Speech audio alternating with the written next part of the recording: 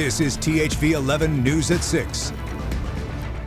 Hello and thank you for joining us tonight at 6 here on Veterans Day. I'm Faith Woodard. And I'm Brooke Buckner. Today across Arkansas and the country, veterans are being honored for their service. At our state capitol, Secretary Cole Jester and others added 28 names to the Gold Star Family's Memorial Monument. The project began in 2016 when a group of Marine veterans started raising money. And continues today thanks to students at Calvary Academy, serving as a moment for Arkansans to remember the cost of freedom and the families who continue to bear that sacrifice.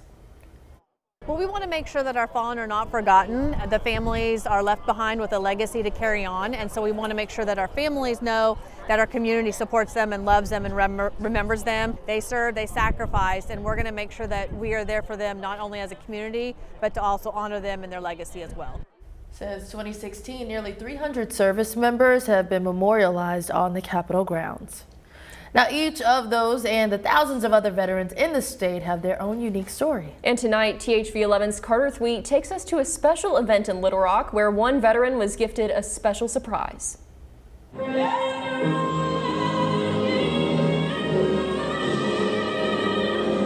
A crowd of veterans and veteran supporters gathered to honor their country and each other Tuesday. Event organizer Jason Irby says the Corvettes and Veterans event might sound unusual, but veterans in attendance understand that before it was a car, a Corvette was a military vessel. Just kind of was fitting to put it together.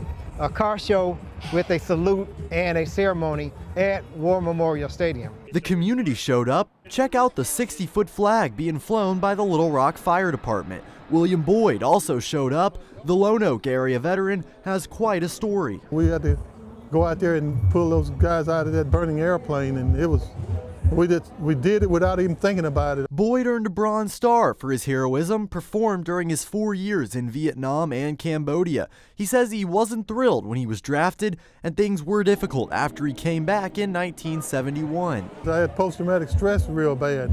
In combat, you're not the same person. You know, if you've been through combat, every day you woke up, somebody was trying to kill you, you know, and it's just stress.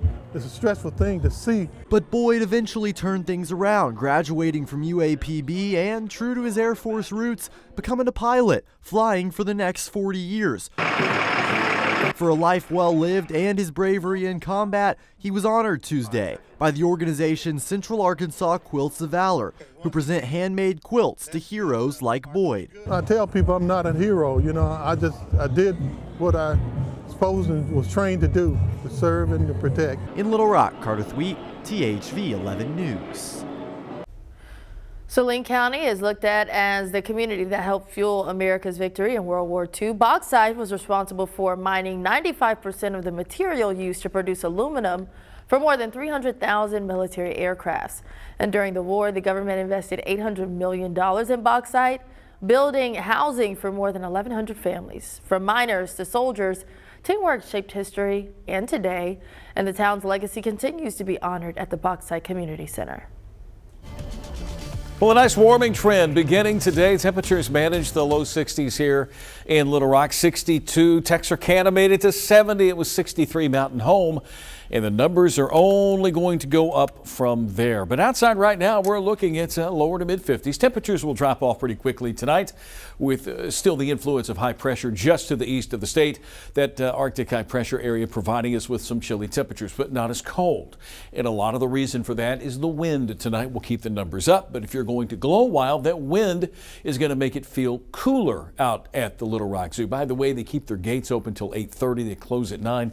You got time to take the kids out to Glow Wild at the Little Rock Zoo. So temperatures dropping off into the 40s. Here's your 3-day outlook.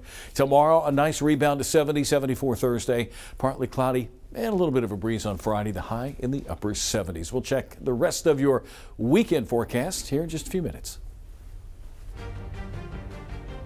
Thank you, Tom. We're now 24 hours away from a potential House vote to fund the government after the Senate broke the stalemate last night. 8 members of the Democratic caucus split with the party, voting with Republicans to support the package that will fund the government through the end of January, extend funding for SNAP benefits for a full year, and reverse shutdown-related layoffs of federal workers. But the deal does not include an extension of Affordable Care Act tax credits. The issue at the heart of the deadlock, sparking backlash from some Democrats. A lot of the lawmakers involved feel that they have to be so loyal to their party, but they forget that they have to be loyal to the American people first. The amended bill will now head to the House, where the Republican-controlled chamber is expected to vote on the measure tomorrow. As the spending package moves through Congress, staffing issues, delays, and cancellations continue at airports nationwide. There were 9 flight cancellations and 22 delays at the Clinton National Airport yesterday. But so far today isn't quite as bad, with only 3 cancellations. It's something Transportation Secretary Sean Duffy says would have been worse if a deal had not been reached. He also says air traffic controllers could receive most of their back pay within 48 hours of the government reopening. However, until that happens, TSA agents continue to work without pay, and many passing through airports want to know how they can show their appreciation. But can you bring them gifts? Megan Bragg verifies. We've seen several posts on social media asking how they can help TSA employees. Some have asked if they can give gift cards or other gifts to TSA employees while going through checkpoints. So let's verify. Our sources, the Transportation Security Administration and U.S. Office of Government Ethics. According to TSA, 60,000 employees work in airports nationwide. Many are still showing up to work despite not getting paid. A lot of people traveling want to show their gratitude. However, there are many rules in place that federal employees, including TSA agents, must follow. The U.S. Office of Government Ethics makes it clear that individual employees cannot accept gifts from people they do business with, which includes people TSA agents screen. Therefore, they cannot accept anything at checkpoints because it can lead to disciplinary review. If someone wants to give gifts or donate, that needs to go through community drives or other outside sources. So we can verify that no, you cannot give gift cards or other gifts to TSA employees while going through checkpoints. Well, the Root Cafe in West Little Rock, however, is accepting donations to help those in need. The restaurant's Food for Friends drive is accepting non-perishable donations now through the end of the year, all benefiting the Arkansas Food Bank. You can drop off items like canned goods, juice, and breakfast foods, or even donate online to help them reach a $1,000 goal. And we here at THV 11 are getting involved as well. We're proud to team up with the Kroger and the Arkansas Food Bank for the THV 11 Turkey and Sides Drive. We're inviting you to join us this Thursday, the 13th, at the Kroger on McCain Boulevard in North Little Rock. Our team will be out there from 6 a.m. to 6 p.m. collecting food and cash donations, all to help families right here at home enjoy a warm, joyful holiday season. Meanwhile, tonight we're learning about new developments in a project that's been in the works for nearly 2 decades. The city's Close the Loop plan, aimed at completing the Arkansas River Trail, could finally be nearing the finish line. Cyclists have long voiced concerns about safety hazards along parts of the trail, while city officials say they faced ongoing planning challenges. THV 11's Maya Ellison has the latest after speaking with some in the cycling community who say it's long overdue. For decades, the Arkansas River Trail has connected communities and attracted tourists from across the state. But there's still a missing piece. A gap along Cantrell Road, forcing cyclists close to fast-moving traffic and uneven ground. The city promotes the River Trail as being an attraction for people and a quality of life piece, yet it's not finished. Vice President of Bicycle Advocacy of Central Arkansas, Joe Jacobs, says the missing link has been a concern for nearly 2 decades. Either cyclists or pedestrians have to cross 7 different exits and entrances to businesses along here.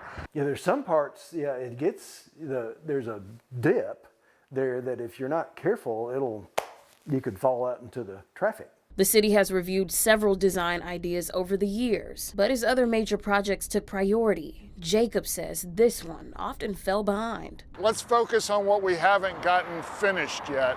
It feels like sections like this just get neglected once all the ribbon cuttings and grand openings of something else is moving into the news cycle, and this gets forgotten all the time. Little Rock Public Works Director Manish Krishnan says the city is now moving forward with plans to finally close the gap. We've engaged an engineering firm. We've secured federal funding from Metroplan, who's our local MPO.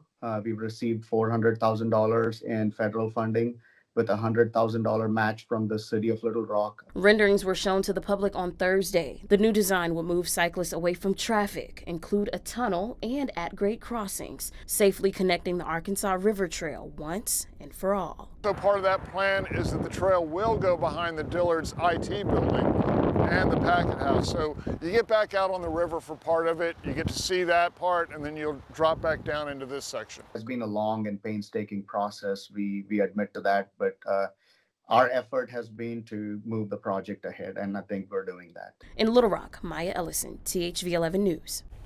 Thank you, Maya. We reached out to Dillard's, but they respectfully declined to comment. As for next steps, tomorrow the Active Transportation Advisory Committee will hold its November meeting discussing the latest developments of the ART project. A Hot Springs man receiving stunning news that he had not one, but 2 cancers at the same time. See how doctors and his care team helped him fight back and start recovery right after the break. Temperatures tomorrow considerably warmer than today. High temperatures managing 70 degrees here in the metro. Upper 70s Texarkana, upper 60s in northeast Arkansas. The warming trend continues as we head through the rest of the week.